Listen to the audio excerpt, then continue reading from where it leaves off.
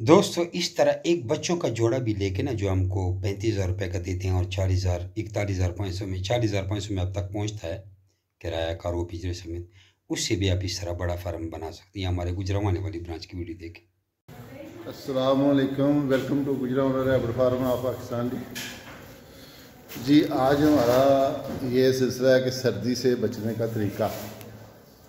तो ये हम इसके नीचे पराली हम तो कहते हैं इसको, कुछ दोस्तों को अपने अपने इलाके का फ़र्क होता है। इस तरह हम ना पराली डाल देते हैं इसके नीचे। ये बेबी बैठे हुए हैं छोटे,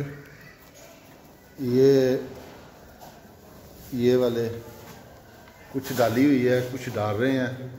वो देखें सामने पड़ी हुई है।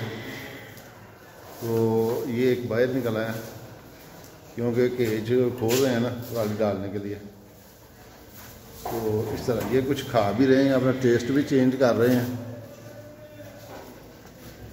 तो माशाल्लाह इस तरह सिलसिला ये है, इस तरह जाता है ये केज हमारा। ठीक है जी। तो ये है जी मामला। ये ऊपर हमने टैंकी वगैरह लगाई हुई है, इसकी पानी का निज़ाम बनाया वाटर का। तो यहाँ वाटर उधर से यहाँ तक आता है। ये टेम्परेचर मीटर लगा हुआ है इधर।